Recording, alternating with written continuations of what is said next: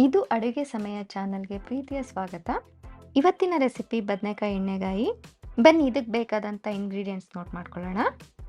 ಮೊದಲಿಗೆ ಸುಮಾರು 1/4 kg ಆಗೋಷ್ಟು ಬದನೆಕಾಯಿನ ಈ ರೀತಿ ಕಟ್ ಮಾಡಿ ಇಟ್ಕೊಂಡಿದ್ದೀನಿ ನೀರಲ್ಲಿ ಹಾಕಿ.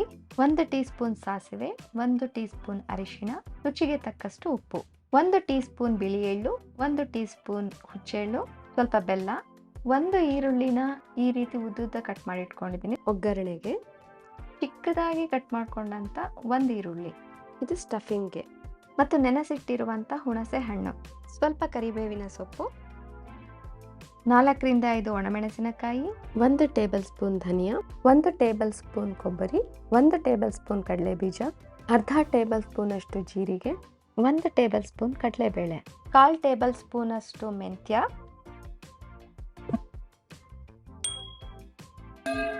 ಬನ್ನಿ ಹೇಗೆ ಮಾಡೋದು ಅಂತ ನೋಡೋಣ.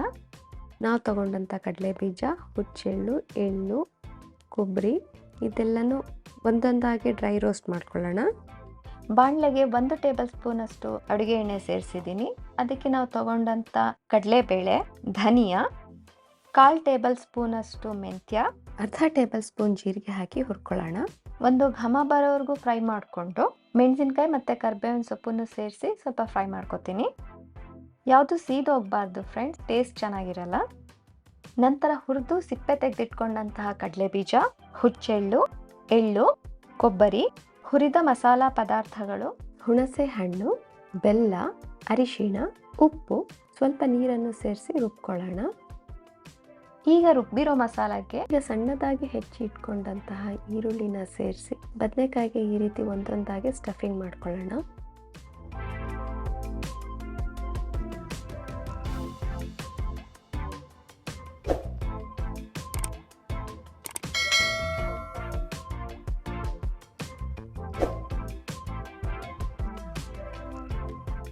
ಸುಮಾರು ಅರ್ಧ ಕಪ್ ಎಣ್ಣೆ ತಗೊಂಡಿದ್ದೀನಿ. ಸಾಸಿವೆ, ಕರಿಬೇವಿನ ಸೊಪ್ಪು, ಉದ್ದಗೆ ಕಟ್ ಮಾಡಿ ಇಟ್ಕೊಂಡಂತಹ ಈರುಳ್ಳಿ ಸೇರಿಸಿ ಸ್ವಲ್ಪ ಫ್ರೈ ಮಾಡ್ಕೊತಾ ಇದ್ದೀನಿ.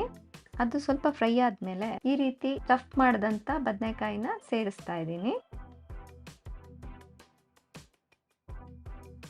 ಸುಮಾರು 15 ನಿಮಿಷ ತಗೊಳುತ್ತೆ ಇದು ಬೇಯೋದಕ್ಕೆ. ಆಗಾಗ ಈ ರೀತಿ ತಿರುಗಿಸ್ತಾ ಇರಬೇಕು, ಇಲ್ಲಾಂದರೆ ತಳ ಹೊತ್ತೋಗುತ್ತೆ. 15 ನಿಮಿಷಗಳ ನಂತರ ಈ ರೀತಿ ಬೆಂದಿದೆ. ಈಗ ಉಳಿದ ಮಸಾಲಾನು ಸೇರಿಸ್ತಾ ಇದ್ದೀನಿ. ಈ ಮಸಾಲದಲ್ಲಿ 5 ರಿಂದ 10 ನಿಮಿಷ ಬೆಂದರೆ ಸಾಕು, ಬದನೆಕಾಯಿ ಎಣ್ಣೆಗಾಯಿ ರೆಡಿ ಆಗುತ್ತೆ. ಈ ಕಲ್ಲಿನ ಪಾತ್ರೆಗಳು ನಮ್ಮ ದೇಹಕ್ಕೆ ಅಗತ್ಯವಾದ ಖನಿಜಗಳಾದ ಕ್ಯಾಲ್ಶಿಯಂ ಮತ್ತು ಮೆಗ್ನೀಷಿಯಂ ಆಹಾರಕ್ಕೆ ಬಿಡುಗಡೆ ಮಾಡ್ತವೆ. ಇದರಲ್ಲಿ ಬೇಯಿಸಿದ ಆಹಾರದಲ್ಲಿ 98% ಪೋಷಕಾಂಶಗಳು ಉಳಿದಿರುತ್ತೆ ಮತ್ತು ಆಹಾರದ ರುಚಿ ಕೂಡ ಹೆಚ್ಚಿಸುತ್ತೆ. ಆದರೆ ಇದು ಬಿಸಿಯಾಗಕ್ಕೆ ಸ್ವಲ್ಪ ತಡ ಆಗ್ಬೋದು, ಬಟ್ ಒಂದ್ಸಲ ಬಿಸಿ ಆಯಿತು ಅಂತಂದರೆ ಬೇಗನೆ ಅಡುಗೆ ಆಗೋಗುತ್ತೆ. ಇದು ಕಲ್ಲಿನ ಪಾತ್ರೆಗಳ ಬಗ್ಗೆ ಒಂದು ಪುಟ್ಟ ಮಾಹಿತಿ ಫ್ರೆಂಡ್ಸ್. ಈಗ ಬದನೆಕಾಯಿ ಎಣ್ಣೆಗಾಯಿ ರೆಡಿಯಾಗಿದೆ.